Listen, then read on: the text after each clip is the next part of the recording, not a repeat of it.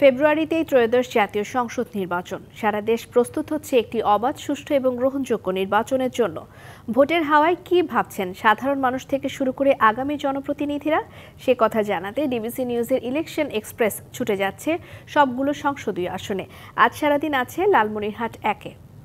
স্বাগত জানাচ্ছি CSRM DBC election এক্সপ্রেসে। আজ আমরা সারাদিন থাকবো লালমনিরহাট 1 আসনে, হাতীবান্ধা, পাটগ্রাম উপজেলা এবং পাটগ্রাম পৌরসভা নিয়ে গঠিত লালমনিরহাট 1 আসন। আগামী ত্রয়োদশ জাতীয় সংসদ নির্বাচনকে কেন্দ্র করে এরই মধ্যে গণসংযোগে নেমেছেন এই আসনের প্রায় হাফ ডজনেরও বেশি প্রার্থী। এই মুহূর্তে আমার সাথে যুক্ত হয়েছেন বিএনপির মনোনয়ন প্রত্যাশী শাহিদুজ্জামান কোয়েল। কথা বলবো তার সাথে। স্বাগত আপনাকে। প্রথমেই জানতে চাই যে আপনি তো এই আসন থেকে গণসংযোগ করছেন, এবারে নির্বাচন করবেন, কিন্তু আমরা দেখেছি অতীতে এবং বর্তমানে বিএনপির জেলা কিংবা উপজেলা কমিটিতে কোথাও কোনো গুরুত্বপূর্ণ পদে আপনি নেই। কেন আপনি বিএনপির মনোনয়ন প্রত্যাশা করেন এবং কোন কোন কাজের কারণে বিএনপি আপনাকে মনোনীত করবে বলে আপনি মনে করেন? বিসমিল্লাহির রহমানির রহিম। আসলে কেন মনোনয়ন আমি প্রত্যাশী, তার আগে যে কথাটি আপনি বলেছিলেন সেটা হচ্ছে যে আমি কোনো পদ পদবিতে নেই। এ ব্যাপারে হাতীবান্ধা পাটগ্রামবাসী সবাই জানেন যে দীর্ঘদিন যে পরিবারটি বাংলাদেশ জাতীয়তাবাদী দলের পতাকাটিকে সামনে এগিয়ে নিয়ে গিয়েছে, তার মধ্যে অন্যতম পরিবার হচ্ছে আমার পরিবার। আমার বাবা হাতীবান্ধা উপজেলা বিএনপির প্রতিষ্ঠাতা সাধারণ সম্পাদক এবং আমৃত্যু সহসভাপতি জেলা ছিলেন। আমি 87 সাল থেকে ছাত্রদলের রাজনীতির পাশাপাশি ছাত্রদলের সক্রিয় কর্মী হিসেবে আমি মিছিল মিটিং করেছি। পাশাপাশি আমি রাজনীতিতে সক্রিয় ভূমিকা রেখেছি, যে এটুক নয় যে অন অ্যান্ড অফ নয়, আমি কন্টিনিউয়াসলি বিএনপির রাজনীতিতে আমার ভূমিকা রেখেছি। দল হয়তো মনে করেনি যে আমাকে পদ পদবি দেয়া যেতে পারে বা মূল্যায়ন করা যেতে পারে। আমরা রাজনীতি করি জনগণের অধিকার প্রতিষ্ঠার জন্য, দলকে সামনে রেখে কাজ করি। এখানে দল আমাকে কোনো পদ দিল কি পদ দিল না, এটা আমার কাছে কোনো বিষয় না। এই আসন থেকে তো বিএনপির 5 জন মনোনয়ন প্রত্যাশা করে, তাদেরকে পাশ কাটিয়ে আপনাকেই কেন মনোনয়ন দিবে বলে আপনি মনে করেন? আমি অন্য প্রার্থীদের ব্যাপারে খারাপ কিছু বলবো না, শুধু এতটুকুই বলবো যে এই দল খুব ভালো করেই জানে যে আমি শাহিদুজ্জামান কোয়েল এখানকার মাটির মানুষ, এখানকার সন অফ দ্য সয়েল।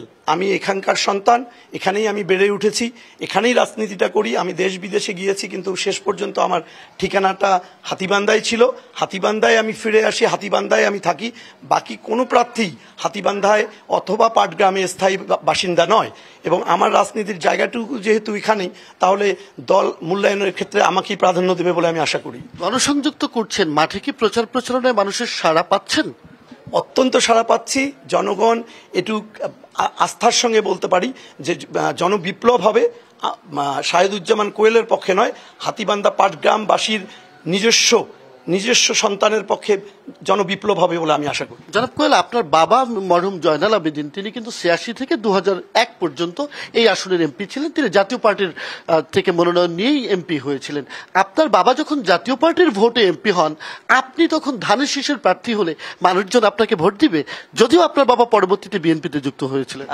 ধন্যবাদ। একটু ক্লারিফাই করা উচিত যে আমার বাবা বিএনপির প্রতিষ্ঠাতা সাধারণ সম্পাদকের পাশাপাশি উনি 86 সালে হাতীবান্ধার দাবির মুখে, হাতীবান্ধার জনগণের দাবির মুখে ওনাকে স্বতন্ত্র প্রার্থী হিসেবে দাঁড়াতে হয়।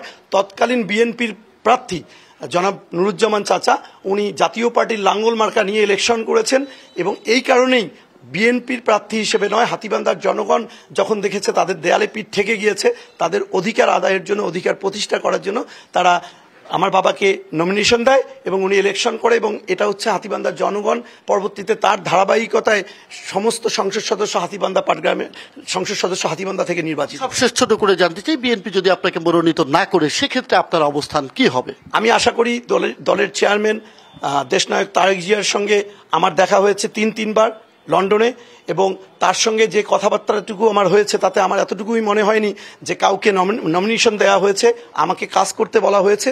আমি কাজ করছি, মাঠে আছি, জনগণের সঙ্গে আছি, জনগণ সিদ্ধান্ত নেবে, দল। অনেক ধন্যবাদ আপনাকে। আমরা কথা শুনছিলাম বিএনপির মনোনয়ন প্রত্যাশী শাহিদুজ্জামান কোয়েলের সাথে। এরপর বেলা 12টায় আমরা যুক্ত হব বিএনপির অপর কোনো মনোনয়ন প্রত্যাশীর সাথে। থাকুন ডিবিসি নিউজ ইলেকশন এক্সপ্রেসের সাথে।